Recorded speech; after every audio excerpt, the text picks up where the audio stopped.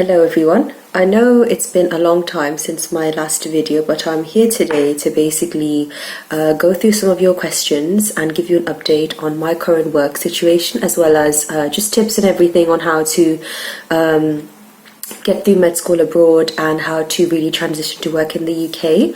I did do an updated video about a year ago, I think, when I was just finishing F2 or towards finishing it. I've had a lot of questions on my previous videos about different things related to Bulgaria and studying abroad and then work in the UK. So I'm here to answer as many of those questions as I can. I can't promise that I would have answered all of your questions, but I will try my very best. And I do apologise for the late video. A lot has happened in my life since my last video. A lot of changes have happened, which I guess is natural. And I'm just here to really, advise and help wherever I can. So I basically wrote down everybody's questions. I've gone through all the previous videos and just written down. I've also had people message me on Instagram as well and ask me a few questions, so I'm just going to go through. There isn't a particular order to my questions. I will try to be systematic, but they're kind of all over the place, so I'm just really going to go with it. And yeah, we're going to start off.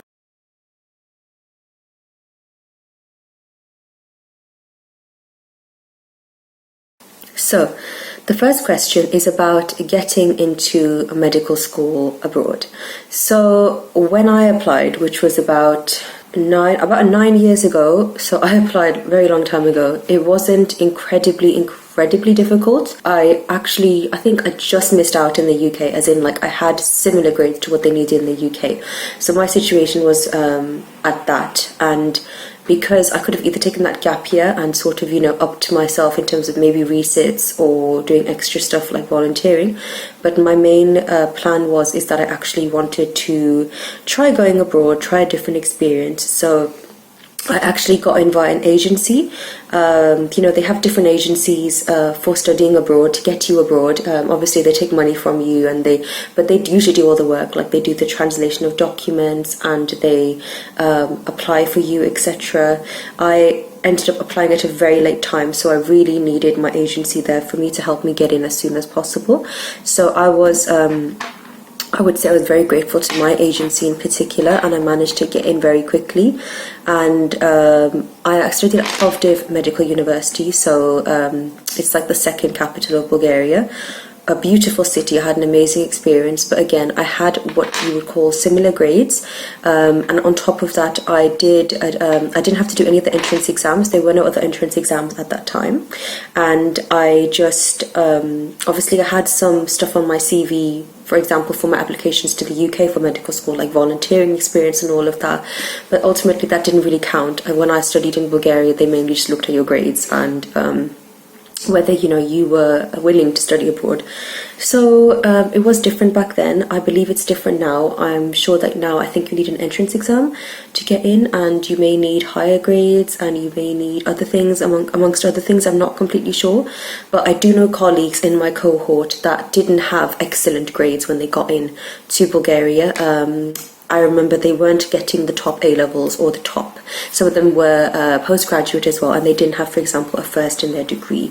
So you don't need to, at that time you didn't need to, but I can't completely tell you what the situation is now, unfortunately. It would be something which you would have to chase up with current students that are in Bulgaria. But if I were you, if you can get via an agency, it may cost a bit of money, but if they can guarantee you a place and you're very keen to study abroad, then I don't see any harm in using an agency. But I know students that have actually used their own knowledge, if for example translating documents themselves, getting all the paperwork themselves, and they've managed. So if you want to do that, you can and save quite a bit of money. But I do believe the competition is a little bit higher now. So if I were you, if an agency can guarantee you a place and you've got a strong background, then I would push for it. And yeah, do try to get yourself abroad.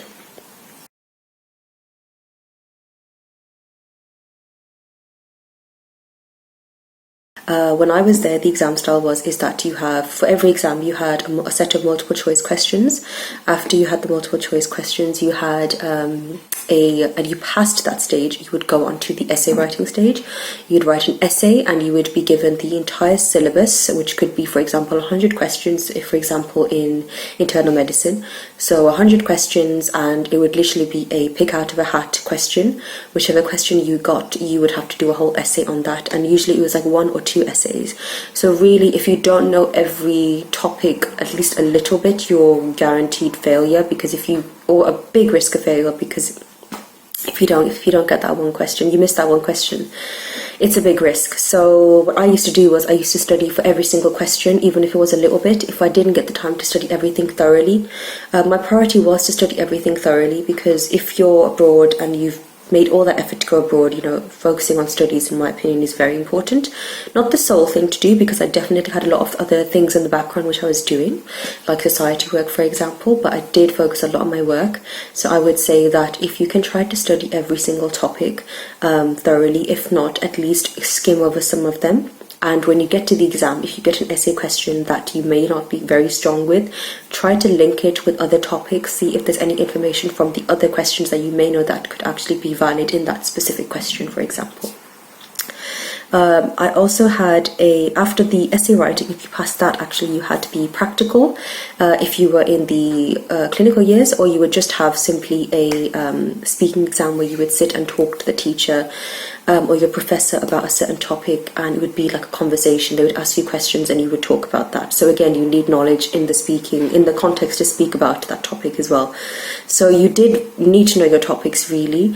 So my advice would be start early, get your syllabus or your exam syllabus early, divide your topics and really start on them, because studying for them will help you for the MCQs, it will help you for the essay, and it will help you for the speaking exam. And practical exams, I would always say do those. When you get to your clinical years, do your practical exams with other students, practice with them, because group studying is always beneficial. And the other thing I always advise is do learn the language as you go through medical school, because you are going to another country, you will need to speak to patients yourself. You don't want to be relying on teachers to translate for you. Some of them can even just get fed up thinking you've been here for this many years and you haven't made the effort to learn the language alongside. And it's only in your benefit. You'll be able to talk to the locals, you'll be able to get around by yourself, you won't get ripped off for different things. So my advice is always study the language as well in parallel to your studies. I wouldn't say it's easy, because obviously you're doing a whole medical degree as well, but you can do it, you can manage it.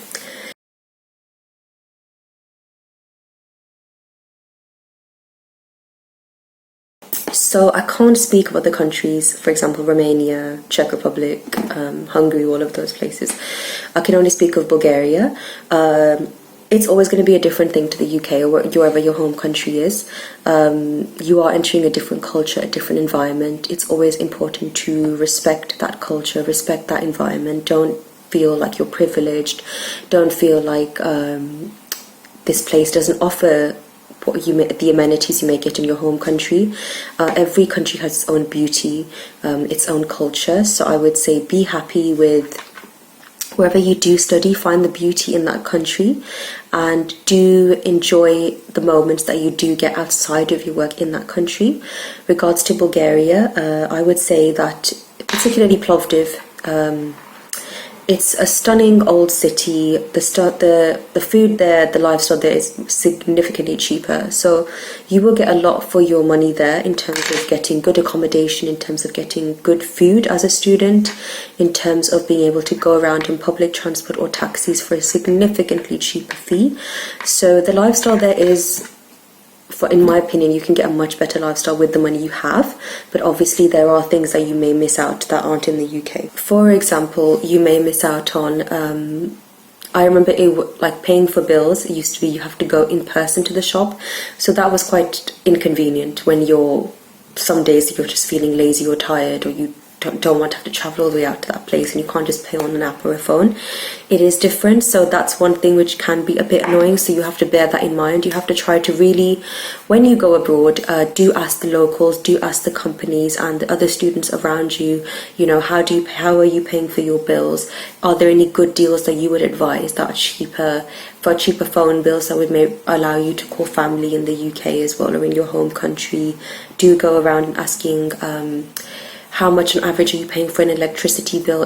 Are you paying extra for your bill? Are you being ripped off in some way? Do figure these things out, understand the normal taxi fees for that country. You know, the time when I was there, I was getting a 1-bedroom flat, which was stunningly nice with a balcony and a kitchen in my final year. That was about €250 for with electricity, with all the bills included.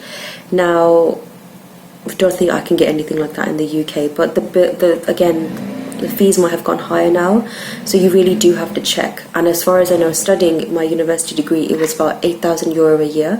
So again, I'm not completely sure if the fees have gone higher since then. Hopefully not, but these are changes that I can't guarantee. So do your own research beforehand about these things. And again, even if things seem cheaper, the lifestyle is really up to you in terms of how you use your spending, because money does go quickly. If you're having a whole life over there, you may think like this is much cheaper than home, but again, you're paying for everything yourself or with your parents' money starting from the beginning, like your flat bills, your actual rent, your food, your groceries, all of those things. So you really have to bear that in mind when you go abroad, and do try to budget yourself as best as you can, so you're not wasting money or throwing money out there.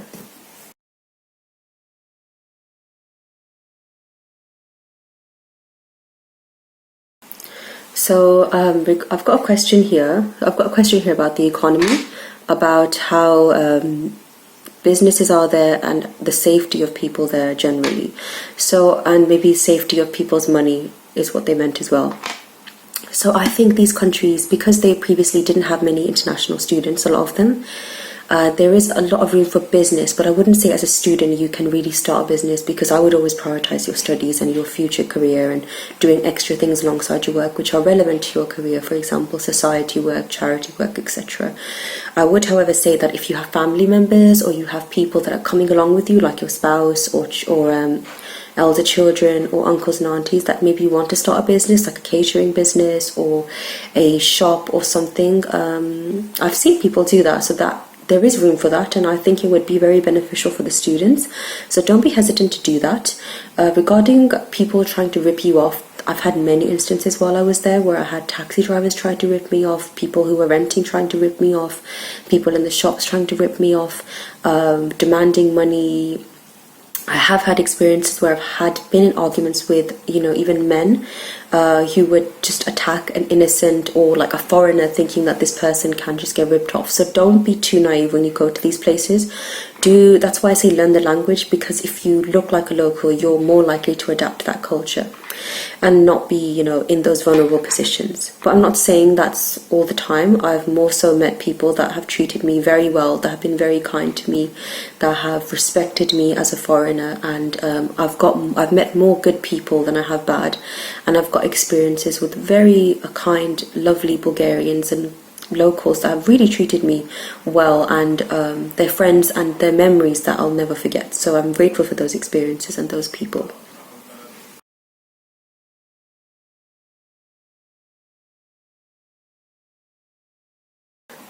Regarding free time, you always get free time between your work. University isn't like you have to be studying all the time 24/7. You have to have free time to have a personal life. You need to give time up for your exercise, for your health, for meeting friends and socializing, for speaking to your family. I would never say just completely focus on your studies. Like the first years count for less towards your final grade for your degree, so I would say actually give yourself more free time in the first year, and as you progress to your clinical years, focus more. But even then, even in first year, I think there's plenty of free time. Even if you want to be solid with your work, and I always recommend that, you will still get plenty of time. You should give yourself at least 2-3 hours in the day where you're just sort of using it for yourself, whether it's cooking for yourself and enjoying that cooking process and having a nice meal, or meeting your friends. There's plenty of time to balance it out. I would always say get a planner and really try to organize your time, and honestly you'll benefit from it, and just plan things ahead. Don't really risk cramming and winging it and all of that.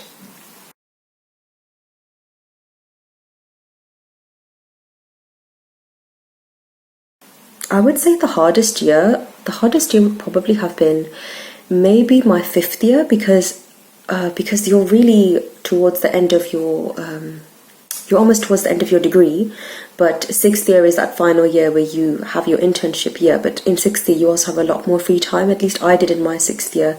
Although we had this internship year, we weren't paid for it, and we weren't actually, if you didn't make that effort to actually work, and actually go out and stay in those clinical practices and see patients, no one was really fussed, and you could actually just use that time for yourself and studying. So I did spend some time in hospitals, but I also spent a lot of time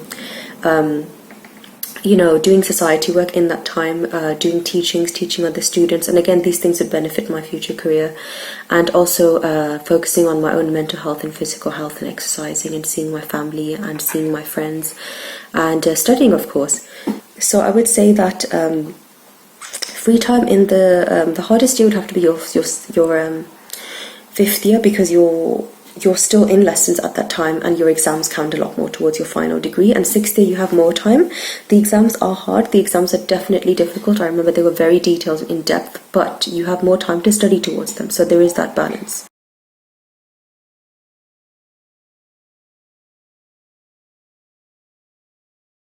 Regarding getting part-time work, yes, you can get part-time work, especially in the early years. Again, you can, but you do need to learn the language. I don't think you'll be able to get a part-time job in like a shop or working somewhere unless you learn the language. But you should check how much you're getting paid, because I don't think the salary will be like in the UK. But for example, if you decide you want to teach students and you want to set it at a certain fee, that may be sensible, and you may be able to again get a part-time job while also learning at the same time.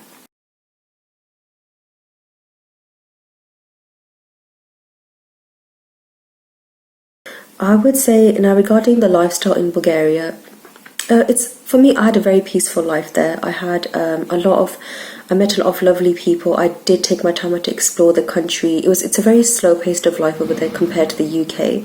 You'll have a lot more. You can spend time studying in coffee shops. You can spend time seeing your friends. You can spend time doing work for yourself. It's a much more Mediterranean, relaxed country compared to the UK. Not as fast paced, and I can't really describe it unless you go there and you live there. I could go on for ages about the lifestyle I had, but I had an amazing lifestyle. That's all I can say. I was very grateful for my experiences and the amazing people that I met and the things I got involved with in that time.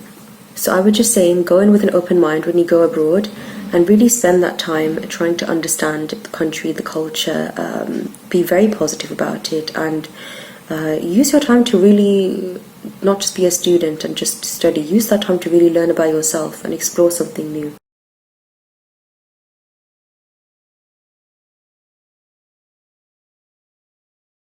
So regarding graduate entry, a lot of students did get into Bulgaria with a previous degree. They were much older than me. Many people in my year were much older than me. They didn't come straight from A levels, and there were no issues. They just had, some of them had a second class honours, some of them had a first class honours. It just depends. But they were in the same cohort of studying for 6 years as the same as undergraduates. I didn't come across any that actually did like a short degree after studying in the UK. I haven't really seen that. What I saw was them studying alongside the undergraduates.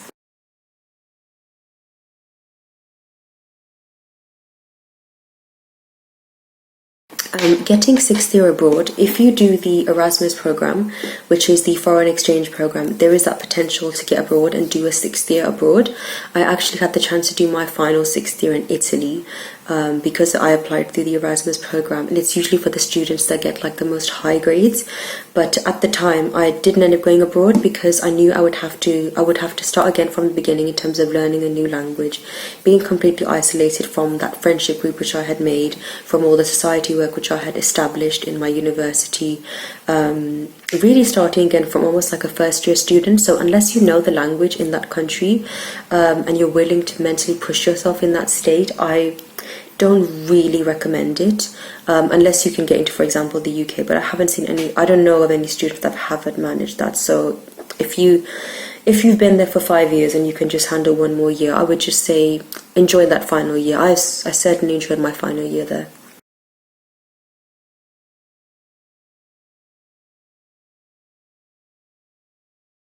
So regarding getting to the UK, I did mention in my previous video a more detailed way of how I got into the UK and how I got my job. But I would say that you have to get your full registration. You can get a provisional certificate beforehand, before graduating, that says you've passed all your state exams, that you are now a qualified doctor with the registration. You get that document from your university, from the secretary's office. Get that document translated by a proper notary, notarized and translated formally, and then get your IELTS certificate. So sit your IELTS as early as you can within your 6th year, so you're not really doing it at the same time as all your other exams. And you've got 4 parts to the IELTS. I would say if you're an English speaker, you won't find it too difficult, but the writing part has to probably be the most difficult. A lot of people have had to retake the writing part, so do just check in with yourself if you can, and if you can, try to do it early. And if you are if English is not your first language, I would definitely say start early, because I know a lot of students that did struggle with the IELTS exam.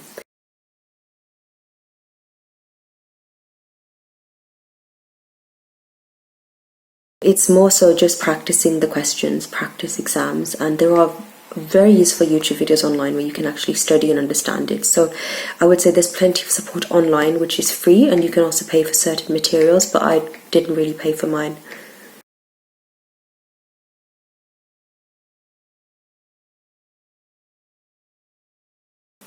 So the final part I've got is about actually leaving and getting into the UK.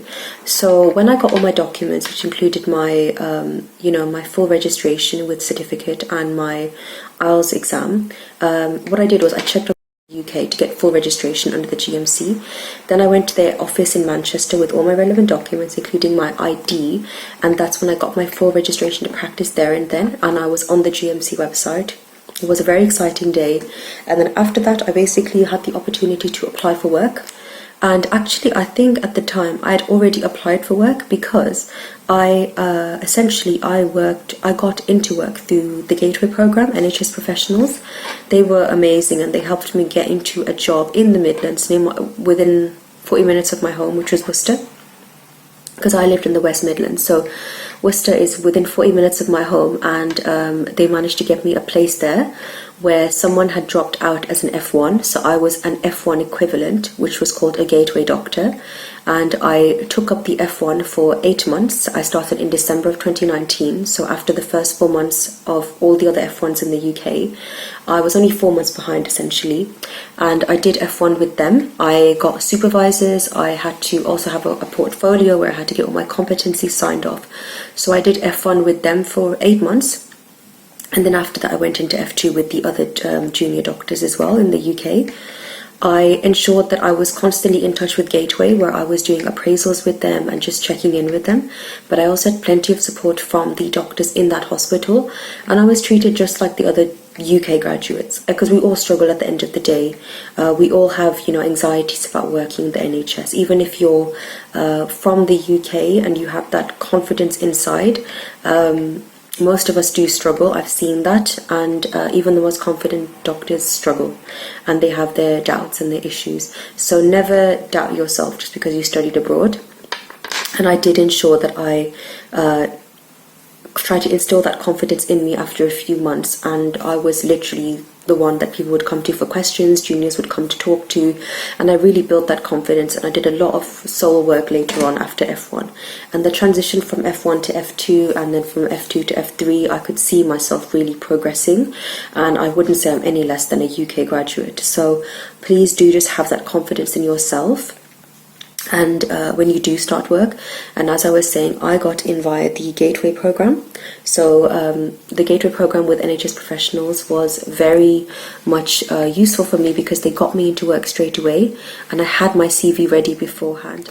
I had a lot of stuff on my CV during med school, for example, that I did OSCE Society, that I did Islamic Society, that I was teaching students alongside. So all of these things helped me. Gateway only found the job. I had to obviously send my CV off. I had to do a proper interview, which was arranged, and then I got the job. If you don't want to go through Gateway, you can also start off with clinical attachments first in the UK.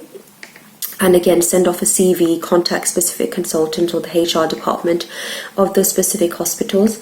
And once you've got the clinical attachment, you are much more likely to get a job. Either it can be a trust grade job or a locum job. But whilst doing that, you want to spend 2 years, or well, it can be just 3 months, but you want to spend around 2 years really getting your competencies signed off in that time. So competencies would be, these are the CREST competencies, which are equivalent to the foundation competencies, and they allow you to progress and apply for specialist training, which is what I did. So by the competencies, my CREST form signed off and I could apply for training. But I ended up doing locum a year instead as an F3, and I'm actually doing an F4 now whilst I'm applying for GP training this year.